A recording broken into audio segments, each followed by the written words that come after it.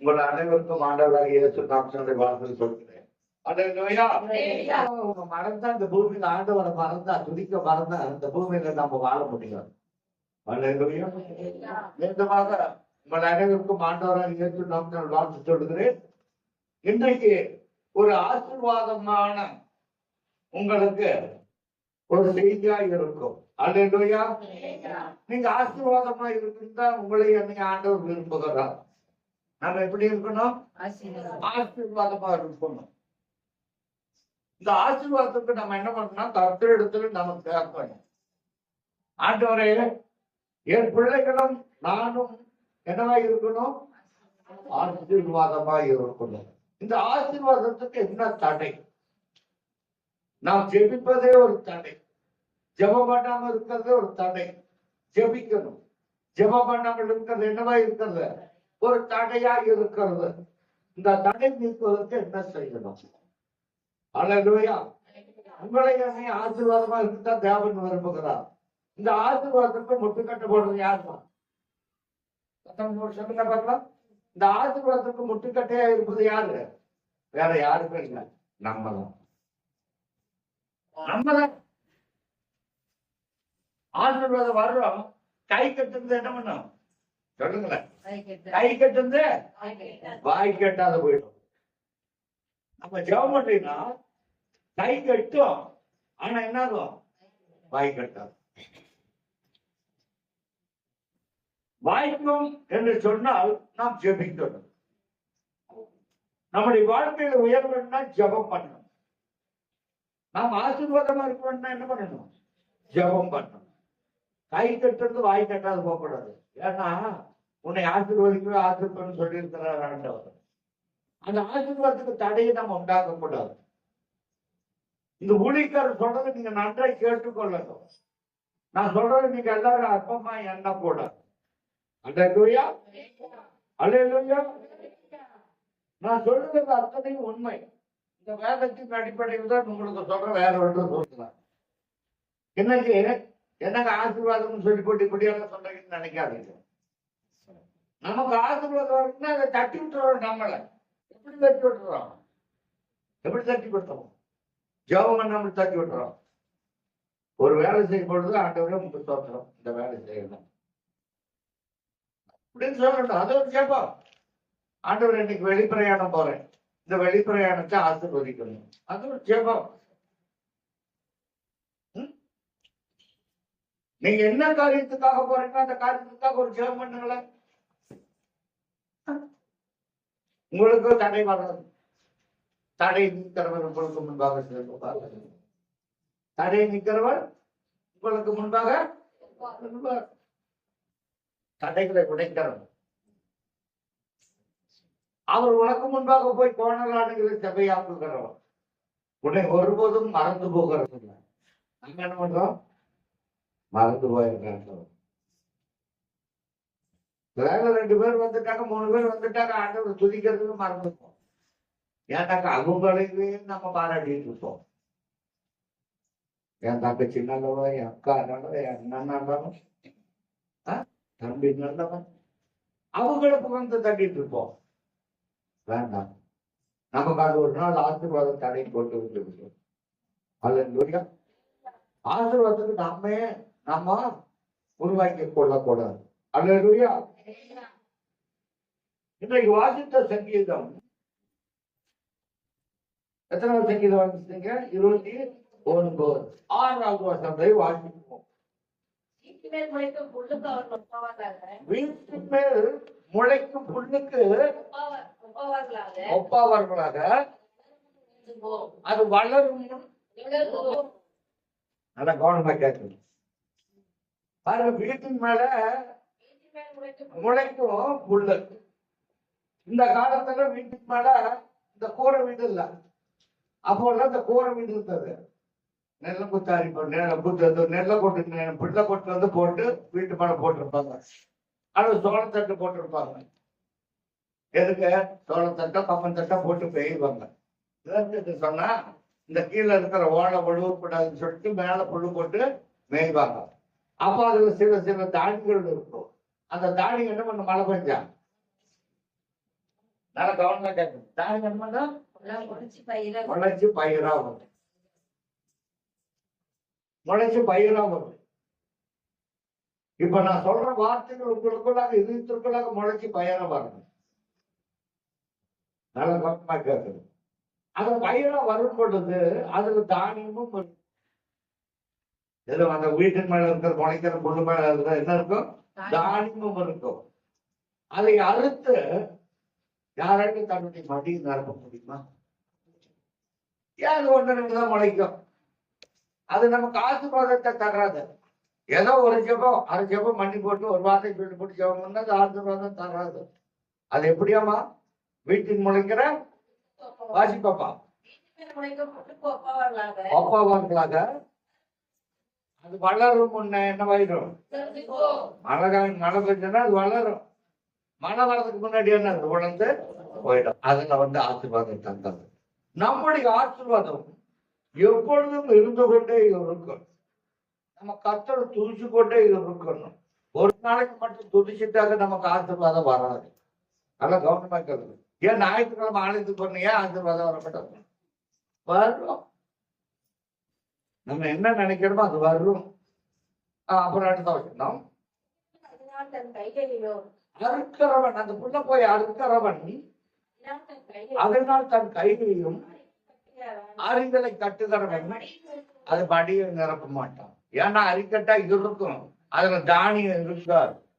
நமக்கு ஆசீர்வாதம் வேணும்னா கர்த்தரை நாம தொழுது கொள்ளணும், கர்த்தரை தேடணும், கர்த்தரை ஆராதிக்கணும், கர்த்தரிடத்தில் நாம் தயவு பெற்றிருக்கணும். அல்லேலூயா, அல்லேலூயா. ஏன்னு சொன்னாக்க நமக்கு ஆசீர்வாதம் ஏன் கெட்டு போயிடுது? நம்மளே கெடுத்துக்கிறோம். நம்மளே ஆசீர்வாதம் கெடுத்துக்கிறோமா இல்லையா? ஒருத்தர் சொல்ல மாட்டேங்கிறீங்களா? ஜெபம் பண்ணினா ஆசீர்வாதம் போயிடும். ஜெபம் பண்ணினா என்னவாகும்? முடியாது. ஆண்டவர் இல்லாம எதுவும் நம்ப முடியாது. ஒரு விறகு வெட்டி இருக்கும். விறகு வெட்டிக்கு என்ன வேலை? போய் மலையில் போய் விறகு வெட்டிக்கிட்டு கொண்டு வந்துட்டு வச்சுக்கிட்டு இருப்பான். நல்லா கவனித்து கேட்கணும். விறகு வெட்டி வச்சுக்கிட்டு இருப்பான். அப்படி வச்சுட்டு இருக்கக்குள்ள ஒரு நாள் ஒரு பெரிய மரம் இருந்ததுதான். அந்த மரத்துக்கு ஒரு சத்தம் கேட்டதுதான். அப்பா விறகு வெட்டியாரே, உனக்கு ஆசீர்வாதம் கிடைக்க வேணும்னு நீ என்ன பண்ணணும்? நான் சொல்ற இடத்துல நீ அந்த மரத்துக்கு அடியில நீ குழி வெட்ட உனக்கு ஆசீர்வாதம் கிடைக்கிறதுலாம் ஒரு சத்தம்.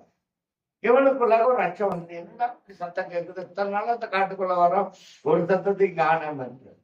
அந்த இடத்துல குழியை வெட்டி ஆழமாக்கினான். அதுல இருந்து 7 குடம் தங்கம் இருந்ததான். எத்தனை குடம் தங்கம் இருந்ததான்? 7 குடம் நிறைய தங்கம் இருந்ததான். 7 குடம் தங்கம் இருந்த உடனே எடுத்து பார்த்தாங்கன்னா 6 குடம் நிறைய தங்கம் இருந்ததான். 7வது குடத்துல என்னாச்சு? 7வது குடத்துல அரை குடம் தங்கம் தான் இருந்தது. 7வது குடத்துல எத்தனை குடம் இருந்தது தங்கம்? சொல்லுங்களேன். அரை குடம் மாத்திரம் தான் இருந்தோம்.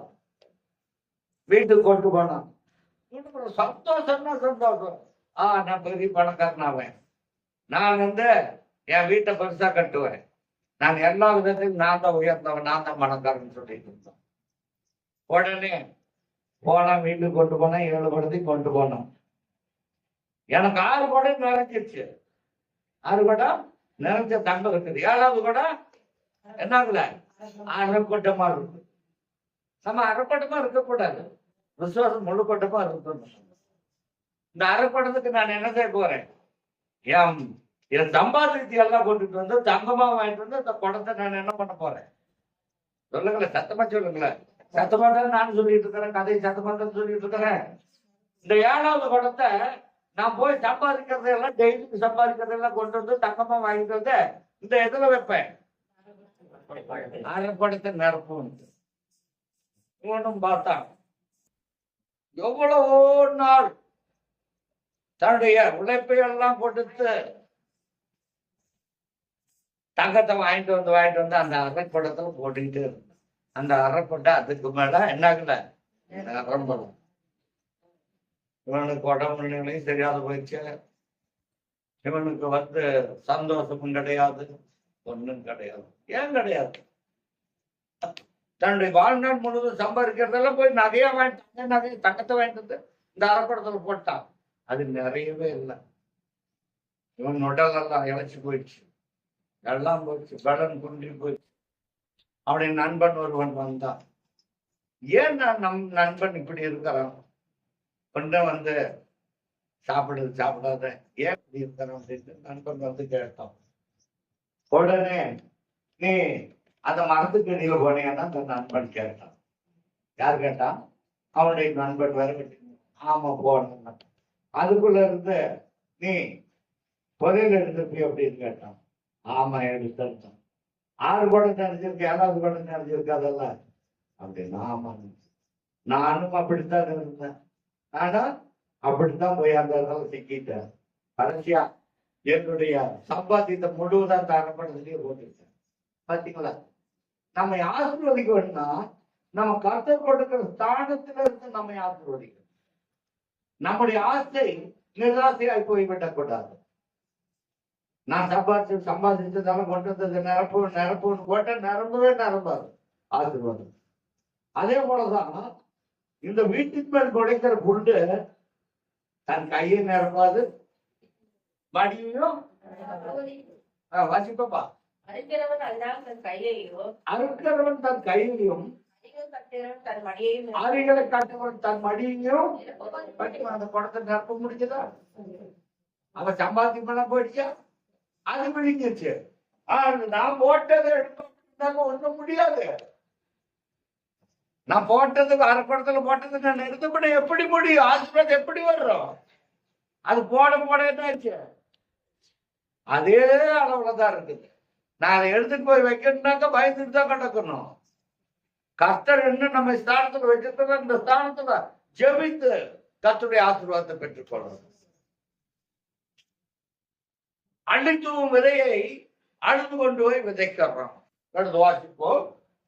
அதுக்கு முன்னாடி அதிகாரம் நினைக்கிறேன் 125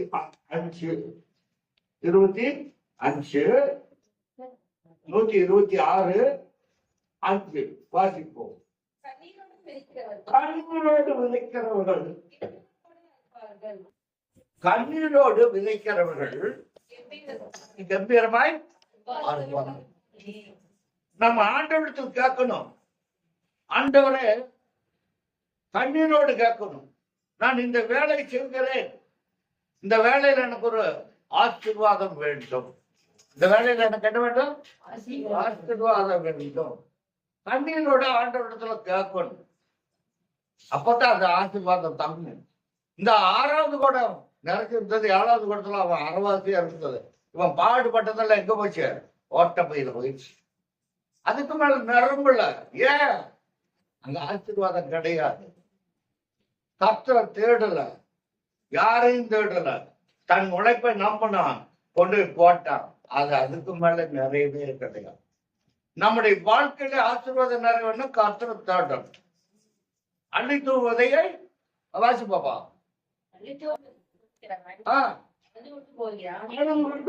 விதைக்கிறவன் போவான். ஐயோ, இன்னைக்கு நானே ஒரு மூட்டை விதைக்கிறேன், இது முளையுமா மழையாதான், இது மழையுமா மழையாதான் அப்படின்னு அவன் வச்சுட்டே இருந்தானே. மழையுமா வீட்டுல கொண்டு போட்டாதான் அங்க ஆசீர்வாதம் வர்றோம், இல்லைன்னா வர்றாது. வாசிப்பாப்பா. அழுது கொண்டு போகிறான், ஆனாலும் தான் அறுத்த அரிகளை சுமந்து கொண்டு கம்பீரமாய் வருகிறான். விதைச்சா ஆண்டவர் விதைச்சா ஈசாக்கு விதைத்தான் 100 மடங்கு அறுவடை செய்தது போல நாமும் அறுவடை செய்வோம். அப்படி விதைக்கணும். என்ன பண்ணா என்ன பண்ணா? சம்பாத்தியத்தையெல்லாம் கொண்டு வந்து அந்த இதுல ஆசை. இன்னும் நான் இந்த 7வது குடத்தை நிரப்புற வரைக்கும் நான் ஓய மாட்டேன். வேண்டாம். கர்த்தருக்காக நம்ம எதை செய்தாலும் கர்த்தருக்கு செய்யணும்.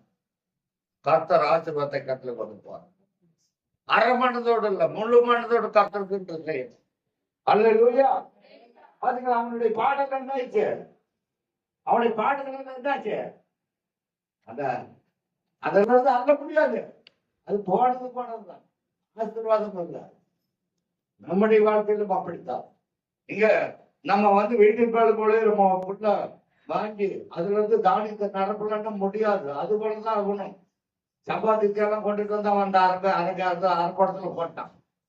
அரைப்படை நிறையவே இல்லை. அதுதான் வீட்டுக்கு முளைக்கிற பொருள். கவனமா கேட்கணும். உங்களுக்கு கதை சொல்லி போறது நினைக்க வேண்டாம். அதுல ஆராய்ந்து பார்க்கணும். இது என்ன சொல்றேன், என்ன கருத்து? நீங்க அந்த அரைப்படத்தை நிரப்ப முடிஞ்சதா? அந்த வீட்டு மேல இருக்கிற அடிகள் அறுத்தீங்களா? உங்களால் மடிக்கு நிரப்ப முடியுமா? அடித்தால நிரப்ப முடியுமா? முடியாது. ஆசீர்வாதம் இல்ல, தங்காது. அதுல தானியம் கிடையாது, வெறும் போட்டுதான் இருக்கும். நம்முடைய வாழ்க்கையில நல்ல மணிகளை நாம் பெற்றுக்கொள்ளணும். நம்ம ஒரு ஆசீர்வாதத்தை பெற்றுக்கொள்ளணும். இதற்காக தான் கத்தை தேடுகிறோம். ஆண்டவர் சொல்லுகிற வார்த்தைக்கு நாம் நன்றாய் செவி கொண்டிருக்கணும். உனக்கு ஆசீர்வாதம் உண்டாவதாக ஆண்டவர் சொல்லிட்டாரே. நம்ம எப்படி வேணாலும் இருந்துக்கலாம் இருக்கக்கூடாது. கர்த்தரை தேடணும், அவரை துதிக்கணும். அவர் கண்டடை தக்க சமயத்துல கண்டடை. நம்ம ஆண்டவரை விட்டுட்டு அவருக்கு நம்ம என்ன பண்ணிடுவாரு சொல்லுங்களா? ஆண்டவரை நம்ம விட்டுட்டு அவரு என்ன பண்ணுவாரு? நம்ம விட்டுருவாரு. நீங்க ஒரு நாள் ஆண்டவரை விட்டு விலகக்கூடாது. உங்களுக்கு ஆசீர்வாதம் தங்கணும். இல்லைங்க எனக்கு இருக்கிற ஆசீர்வாதம் போதுன்னா அந்த அரைப்படத்தை நிரப்புறதுக்கு எவ்வளவோ பிரயாசப்பட்டோம், அவனால முடியல. அது போல வேணுமா? அல்லது வீட்டுக்கு இருக்கிற பொருளை அறுத்து மடி நிரப்ப முடியுமா? முடியாது. அல்லேலூயா. இந்த வசனம் சொல்றது பாருங்க.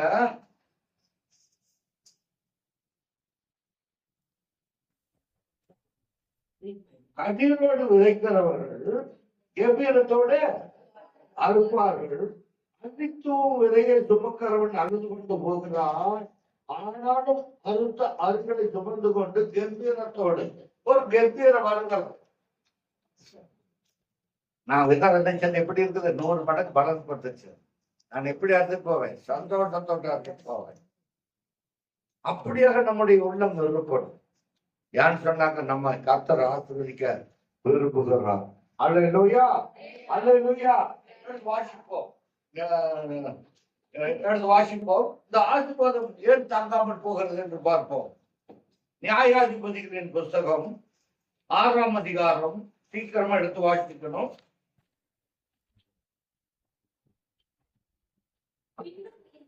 பின்னும் இஸ்ரவேல் புத்தகர் பாத்தீங்களா? பின்னும் இஸ்ரவேல் புத்தகர் கர்த்தருக்கு, கர்த்தருடைய பார்வைக்கு, நம்ம கர்த்தருடைய பார்வைக்கு நல்லது செய்யணும், பொடாப்பு செய்யக்கூடாது. இன்னைக்கு கூலிக்காரனுக்கு என்ன வேணாலும் மறைச்சிடலாம். ஏன்னா நானும் மனுஷன்தான், நீங்க என் பார்வைக்கு மறைச்சிடலாம். ஆனா கர்த்தருடைய கண்கள் பூமி எங்கும் உலாவி கொண்டிருக்கிறது. இந்த இஸ்ரவேல் புத்தர்கள் என்ன பண்ணாங்கன்னு சொன்னா, கர்த்தரின் பார்வைக்கு ஒன்றானதை செய்தார்கள். அப்பொழுது கர்த்தர் அவர்களை 7 வருஷம் மீதியானின் கையில ஒப்பு கொடுத்துட்டார். எதிரியின் கையில ஆண்டவர் ஒப்பு கொடுத்துட்டார். இந்த 7 குடத்தை போல 7 வருஷம் மீதியானின் கையில, எதிரியின் கையில ஒப்பு கொடுத்துட்டார். உலகத்தான் சொல்லுவான், 7 வருஷம் ஒருத்தன் பிடிச்சிட்டு ஆட்டினு சொல்லுவாங்க. 7.5 சனியும் பிடிச்சிட்டு ஆட்டுறது அப்படிம்பாங்க இந்துக்கள்.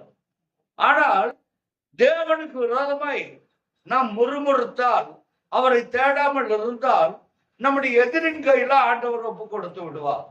நான் இல்லாததான் நான் சொல்லல, இப்ப படிச்சுதான் சொல்றேன்.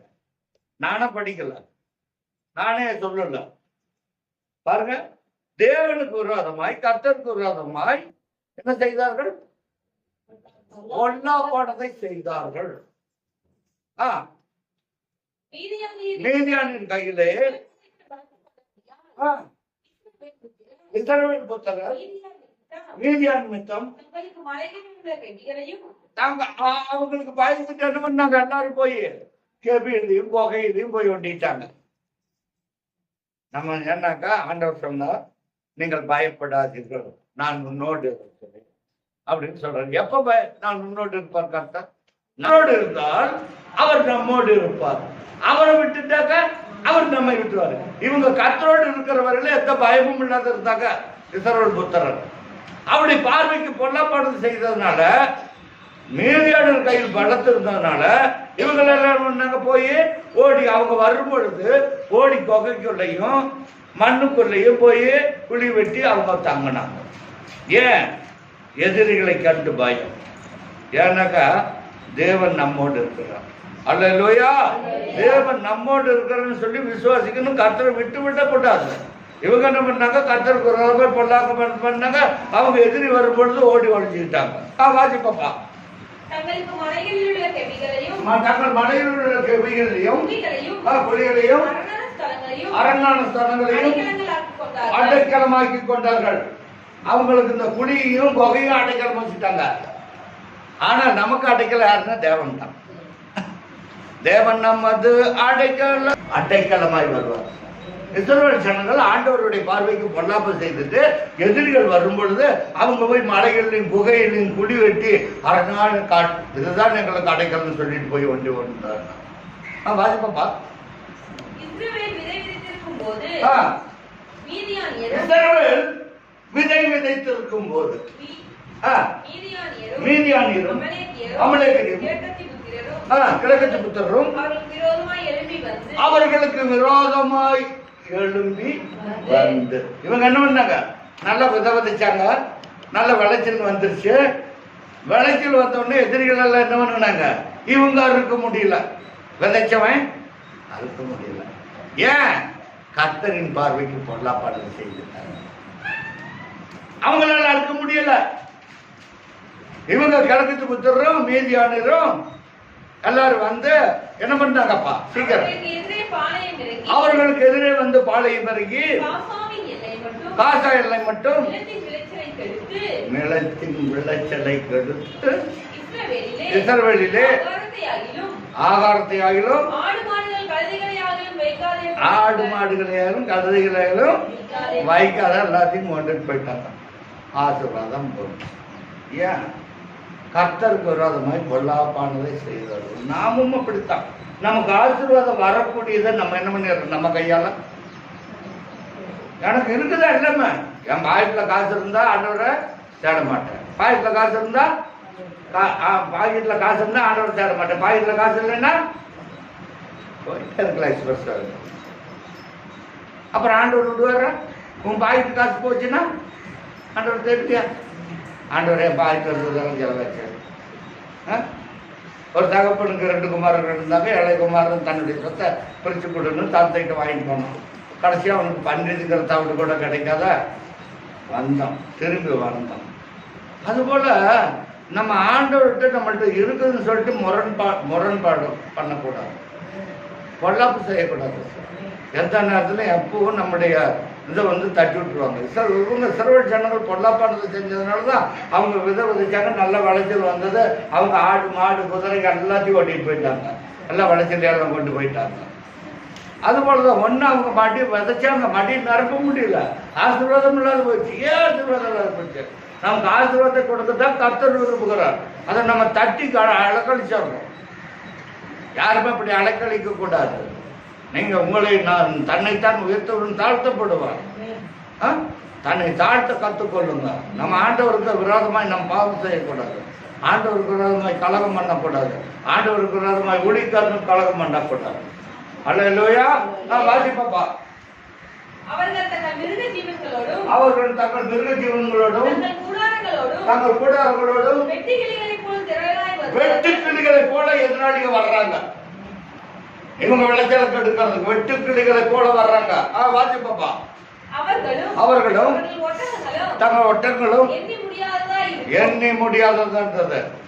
ஆனால் ஆண்டவர் சொல்கிறார், நீ என்னை தேடினா உனக்கு உருவாக்கப்படுகிற எந்த ஆயுதமும் வாய்க்காத போகும். உன் பக்கம் 1000 பேரும் உன் பக்கத்தில் 10000 பேர் விழுந்தாலும் அது உன்னை அணுகாது. ஆனங்க விட்டு வெட்டுக்கிளிகளை போல வர்றாங்க. கர்த்தருக்கு பொல்லாப்பானதை செஞ்சுட்டாங்க. வாசிப்பாப்பா. ஒட்டகங்களும் எண்ணி முடியாததா இருந்தது. அந்த பிரகாரமாக விட அதிலே வருவார்கள். என்னத்த? தேசத்தை கெடுத்துவிட அதிலே வருவார்கள். நம்மை கெடுக்க வருவாங்க சத்துரு.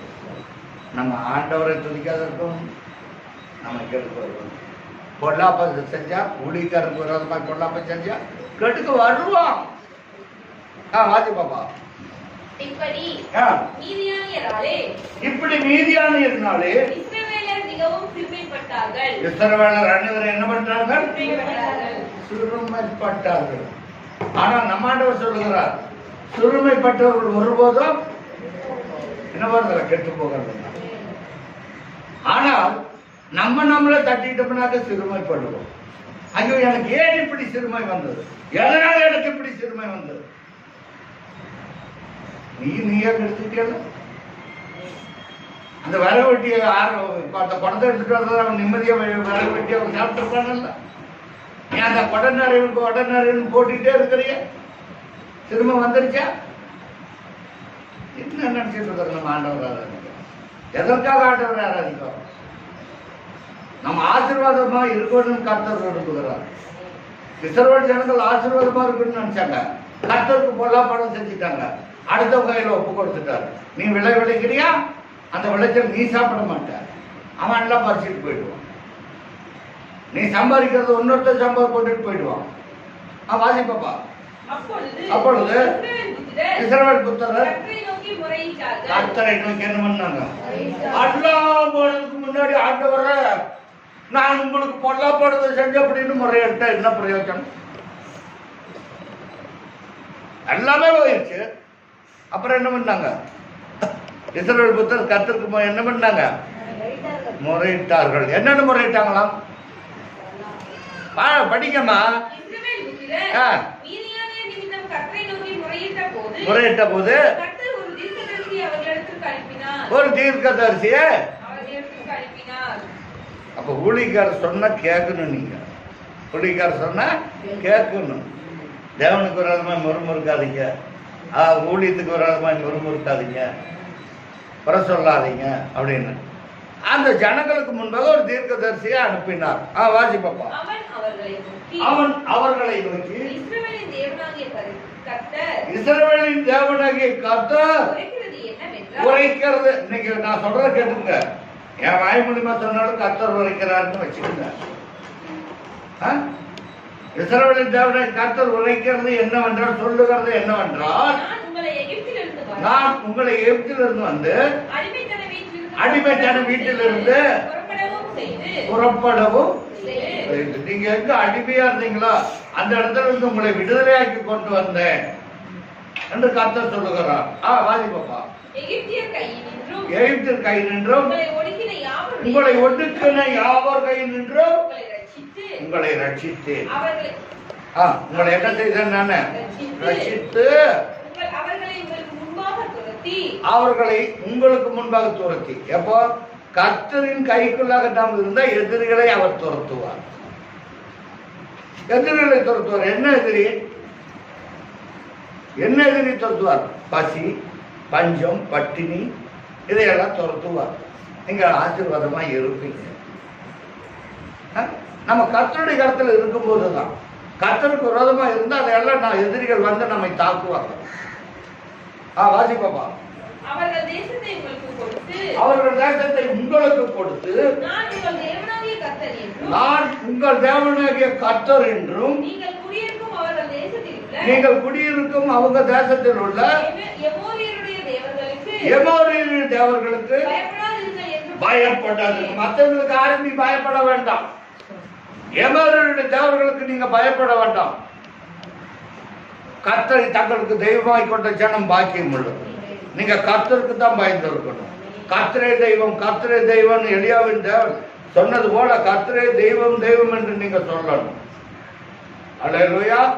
கர்த்தர் தான் நமக்கு தெய்வம். நீங்க அதை போய் கொஞ்சம் கொண்டுட்டு வந்து இதை போய் கொஞ்சம் கொண்டு வந்து நம்ம வீட்டில் ஆசீர்வாதத்தை வைக்கலான்னு ஒரு நாள் கனவு காணக்கூடாது. கர்த்தர் ஆசீர்வதித்தால் ஒருவர் தடுக்க முடியாது. அவர் வானத்தின் பலகளில் திறந்து இடமல்லாமல் போகும் மட்டும் ஆசீர்வாதத்தை கட்டப்படுத்துகிறோம். கர்த்தருக்கு விரோதமாய், ஊழியக்காரனுக்கு விரோதமாய் முறுமுறுக்க கூடாது. ஊழியக்காரர் சொல்ற வார்த்தையை அப்படியே கேட்டுக்கொள்ளணும். அல்லேலூயா. அவர் சொல்லிருந்தா ஒரு வார்த்தை நான் சொல்ல முடியாது. உங்களுக்கு ஆசீர்வாதம் வரணும்னா கர்த்தருடைய சொல்ல கேட்கணும்.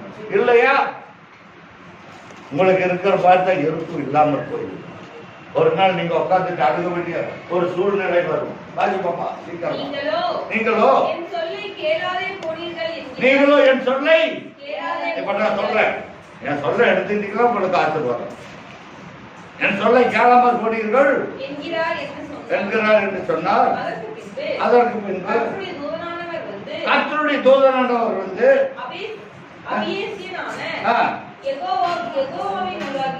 யெகோவாவின்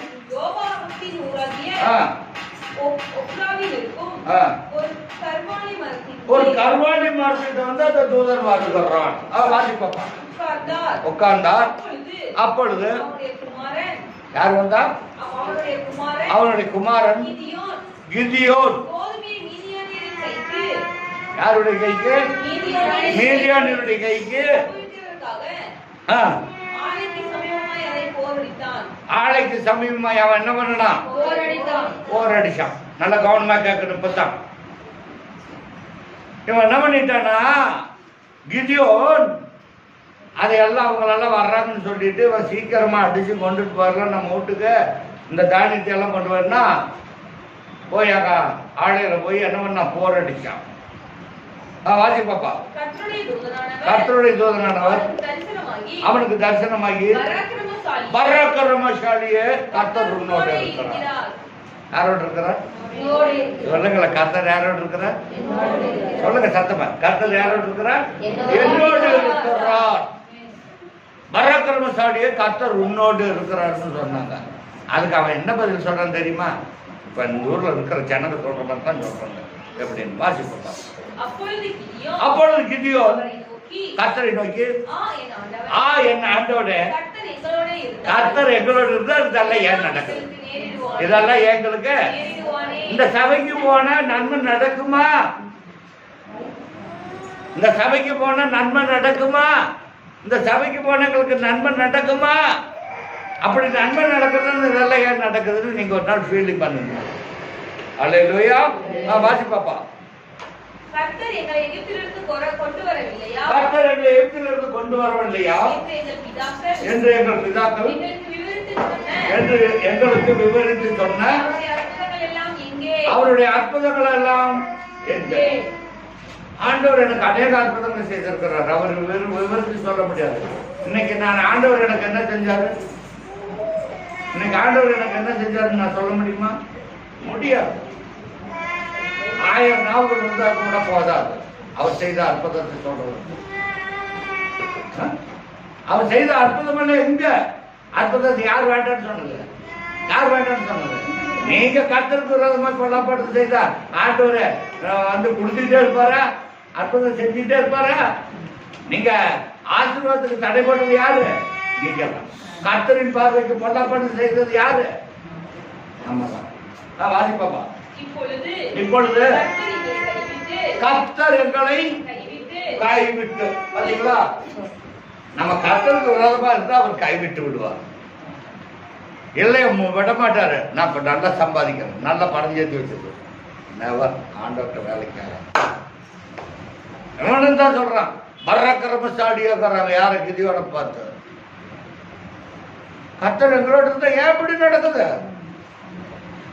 வாசிப்பாப்பா. கர்த்தர் இப்பொழுது எங்களை கைவிட்டு மீதியானின் கையில் ஒப்பு கொடுத்துட்டாரு, எதிரியின் கையில் ஒப்பு கொடுத்துட்டாரு. அப்பொழுது கர்த்தர் அவனை நோக்கி பார்த்து, நீ இருக்கிற இந்த பலத்தோட ஓ, நம்ம இருக்கிற பலத்தோடு கர்த்தரை துதிக்கும்.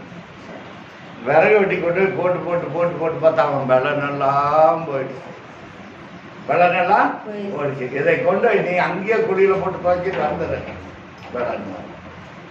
நம்முடைய வாழ்க்கையில நம்ம ஆண்டவரை தேடினா தான் எல்லாம் கிடைக்கும், ஆசீர்வாதம் கிடைக்கும். ஆண்டவரை தேடலைன்னா விட்டு விட்டுட்டோம்னாக்கா என்ன ஆயிடும்? என்ன ஆயிடுங்க? அவரும் கை விட்டுருவார். ஐயோ, நான் ஆண்டவரை ஞாயிற்றுக்கிழமை கண்டா பைபிள் எடுத்துட்டு போனேன். எடுத்துட்டு போய் என்ன பிரயோஜனம்? ஆண்டவருடைய பைபிளை எடுத்துட்டு வந்து என்ன பிரயோஜனம்? சொல்ற வார்த்தை கேட்டீங்களா? அல்லது ஆலயத்தில் என்ன சட்ட திட்டம் போடுறாங்களோ அதன்படி நடந்தீங்களா? எதனால நீங்க ஆண்டவருக்கு அவங்க பொல்லாப்பு செஞ்சாங்க, ஆண்டவர் விட்டுட்டாரு. நம்ம எதிரின் கையில் ஆண்டவர் விட்டக்கூடாது. அவரை விட்டாப்படியா பண்ணிக்கணும். வாரத்துக்கு 7 நாள், 7 நாளைக்கு எத்தனை தடவை சாப்பிடுவோம்? எத்தனை தடவை சாப்பிடுவோம்? ஒரு நாளைக்கு 3 தடவை. எத்தனை எத்தனை எத்தனை வேலை சாப்பிடுவோம்? அட்லீஸ்ட் 2 வேலை தான் சாப்பிடணும்னு வச்சுங்க. 7 நாளைக்கு எத்தனை வேலை அதிகம் சாப்பிடுவோம்? 14 நேரம் சாப்பிடுவோம். ஆண்டவர் எத்தனை மணி நேரம்? 7 நாளைக்கு. ஆண்டவர் எத்தனை மணி நேரம் துதிப்போம்? அட்லீஸ்ட் ஒரு 7 மணி நேரம் 7 நாளைக்கு துதிப்புமா? நம்ம சொல்லிடுறோம், ஆண்டவரே எனக்கு ஆகாரத்தை காட்டிலும் அது வேத எனக்கு மனம். ஆகாரம் இல்லைன்னு பபா இருமே அப்படின்ட்டு ஆகாரத்தை சாப்பிடுறோம். வேதம் தான் என் மனம் மகிழ்ச்சி. வேதத்தை நேசிக்கிறவர்கள் சுகித்திருப்பவர்கள். உம்முடைய வேதத்தை நான் நேசிக்காத இருந்தால் எப்பொழுதும் நான் மடிந்து இருப்பேன். மன மகிழ்ச்சி கொடுத்திருக்கார். வாசிப்பா சீக்கிரம் 2 வருஷம். நீ இருக்கிற இந்த படத்தோட நீ இஸ்ரவேலின் மீதியானின் கைக்கு நீங்களாக்கி ரட்சிப்பார். உன்னை அனுப்புகிறவர் நான் அல்லவா. உங்களுக்கு சொல்றதுக்கு என்னை அனுப்புறாருன்னா ஆண்டவர் தான் அனுப்புவார். இந்த வசனத்தை பேச ஏன் ஆசீர்வாதம் எல்லாம் இருக்கிறாங்க? வீட்டு மேல முளைக்கிற புல்லு மேல ஏன் ஆசை வச்சிருக்கிறாங்க? அதை அடிக்கட்டில் அறுத்து மடி நரப்பலான்னு நினைக்கிறாங்க. நீங்க அள்ளித்து விதையை அழுது கொண்டு போய் தான் விதைச்சாகும். கர்த்தருடைய சமூகத்தில் நீங்க அழுது வந்து விதைச்சாதான் அறுக்க முடியும். கர்த்தருடைய சமூகத்துல விதைக்காம அறுக்க முடியாது. இன்னைக்கு சொல்றேன், நீங்க அதை நிரப்பவே முடியாது. உங்க எண்ணத்தையும் நிரப்ப முடியாது, அந்த பானையும் நிரப்ப முடியாது. கர்த்தருடைய சமூகத்துல அழுது விதைக்கணும், ஜபத்தை விதைக்கணும், காணிக்க விதைக்கணும், நல்லா விதைக்கணும். விதைச்சாதான் அறுக்க முடியும். இல்லைன்னாக்க இந்த விறகு வெட்டி நிரப்புறது போல நிரப்பலான்னு நீங்க எவ்வளவு பிரயாசப்பட்டோ ஒன்றும் கிடையாது. சீசர்கள் இயேசு இல்லாமல் போய் வலை வீசினாங்க. முழுது வீசி வீசி பேருக்கு தெரியும். ஆனா எந்த இடத்துல மீன் இருக்குது, கடல்ல மீன் பிடிக்கிறவங்களுக்கு தெரியும், ஆத்துல மீன் பிடிக்கிறவங்களுக்கு தெரியும், அந்த இடத்துல மீன் போட்டா எந்த மீன் கிடைக்குது எல்லாம் பக்காவா தெரியும். ஆண்டவர் இல்லாத போய் வலைகளை வீசினாங்க சீசர்கள். முழுது விடிய விடிய விடிய வலைய சாலைக்கு வீசினாங்க. வலை என்ன பண்ணாங்க? வீசி வீசி பார்த்தாங்க, வலை எடுத்த ஒரு குஞ்சு மீன் கூட கிடையாது. எங்க ஆசீர்வாதம் போச்சு? ஆண்டவர் விட்டுட்டாங்க. ஆண்டவரை விட்டுட்டாங்க. வலையை வீசி வீசி போட்டு கையெல்லாம் வடி எடுத்துச்சு. விடிய விடிய மீன் கிடைக்கல. விடியற் காலத்துல வந்து வலையெல்லாம் அடைச்சிட்டு இருந்தாங்க. சுரந்து போய் நம்ம இவ்வளவு தூரம் வலையை வீசி வீசி வெறும் வலையா வந்துருச்சு. ஆனா அவங்க போட்டிருப்பாங்க, இன்னைக்கு நிறைய மீன் கிடைக்குன்னு வலையை போட்டிருப்பாங்க. ஒரு மீன் குஞ்சு கூட கிடைக்கல. விடிய காலையில வந்து சீசர்கள் என்ன பண்ணாங்க? வலையை அலசிட்டு இருந்தாங்க. அப்ப இயேசு வந்தாரு. அப்போ ஏதாயிலும் மீன் ஏதாயிலும் இருக்குதா சாப்பிட்றதுக்கிட்ட ஆண்டவர் கேட்கிறார். ஐயரே, நாங்கள் முழுவதும் பிரயாசப்பட்டோம், ஒன்று ஆகப்படல. நம்ம முயற்சி அற்ப முயற்சி. நல்ல கவனமா கேட்கணும். அவங்க ஆண்டவர் விட்டுட்டு போய் நான் சம்பாத்தியத்தில் இருக்கிறது போய் அவங்க வலையை வீசுறாங்க. ஒன்னும் கிடைக்கல. ஆண்டவர் முழுவதும் பிரயாசப்பட்டு எங்க வகையில ஒன்று அகப்படல. ஆண்டவர், நாங்க உங்களுக்கு அதை கொடுக்க முடியும் அப்படின்னு ஆண்டவர் சொன்னார். நீங்க இந்த இடத்துல போய் வலையை போடுங்கன்னு சொன்னார். அவங்க சொன்னபடி ஆண்டவர் சொன்னபடியே போய் வலையை போட்டாங்க. அந்த வலையை கிழிக்கத்தக்க மீன்களை ஆண்டவர் கொடுத்தார். அவர் எங்க கொண்டு போய் வச்சிருந்தார்? மீனை எல்லாம் ஒரு பக்கம் ஆசீர்வாதத்தை எல்லாம் கொண்டு போய் வச்சுட்டார். நீங்க மீனே, நான் சொல்றதை கேளு, அதெல்லாம் நீ எங்க போ, நான் சொல்ற இடத்துல போய் ஒட்டிக்குங்க. பேருக்கு போடுற மீன் வலையில நீங்க சிக்க போட. ஆசீர்வாதம் பார்த்தீங்களா எப்படி போய் ஆண்டவரே செஞ்சுட்டாரு. வருத்தப்படுறியா? நீ செஞ்ச காரியத்துக்கு வருத்தப்படுறியா? வருத்தப்பட்டணும். நம்ம செய்கிற காரியத்துக்கு ஒவ்வொன்றுக்கும் வருத்தப்படணும். ஐயோ ஆலயத்துக்கு விரோதப்பட்டன, ஊழியக்காருக்கு விரோதப்பட்டன அப்படிங்கிறதுக்கு வருத்தப்பட்டால்தான் வச்சிருந்தாலே அந்த ஆசீர்வாத பிளஸிங் கிடைக்கும். அல்லேலூயா, அல்லேலூயா. எந்த சிறிய அற்பமா எண்ணக்கூடாதுன்னா ஊழியக்காரனை எப்படி நடத்தணும்? அற்பமா நினைக்கலாமா? நினைக்க கூடாது. என்ன நினைச்சிட்டு இருக்கிறீங்க? ஆண்டவர் சொன்னார், மீனையெல்லாம் என் பேசுற நான் சொல்றபடி கேட்கிற வலையை போடுறான், எல்லாம் அவனுடைய வலைக்குள்ள போய் புதுக்கு மீன் வந்து வலைக்குள்ள போகுது. அல்லேலூயா. கர்த்தரை எல்லாமும் நம்மளால் ஒரு காரியம் செய்ய இயலாது. எல்லாமே அவர் தான். நம்மளுடைய இருதயத்தை ஒப்பு கொடுக்கணும் அவருக்கு. இருதயத்தை கஷ்டமா வச்சுக்கிட்டு ஆண்டவரை ஆண்டவரை எனக்கு ஏன் செய்யலன்னு எப்படி செய்வார்? ஆகாத காரியம் ஆகாத நம்ம ஆகாத காரியம் ஒன்றுமில்லை. உம்மால் ஆகாத காரியம் ஒன்றும் பாட்டு பாடிடுவோம். உம்மால் ஆகும் எல்லாம் ஆகும். நம்ம என்ன பண்றோம்? ஆண்டவருக்கு ஆகாத காரியத்தை நம்ம என்ன பண்ணி போறோம்? செஞ்சாங்க. அப்புறம் எப்படி ஆகும்? ஆண்டவரை நீ ஆகுன்னு சொன்னீங்க, எல்லாம் ஆகும், உம்மால் ஆகுன்னு சொன்னீங்களே, எப்படி ஆகும்? பாட்டு தான் பாடிட்டு உட்காந்துட்டு இருக்கணும் இல்லைங்களா? பாட்டு தான் பாடிட்டு உட்காந்துருக்கு. அவருடைய விருப்பத்துக்கு நம்ம ஒப்பு கொடுக்கணும். ஆண்டவரை என் சித்தம் பண்ணலாம், உன் சித்தம் செய்யணும், உன் சித்தம் செய்ய நான் என்னை ஒப்பு கொடுக்கிறேன். யாவரும் முழங்கல் படிக்கிறோம். ஆண்டவர் இதுவரையும் நாங்கள் அப்படி இருந்தால்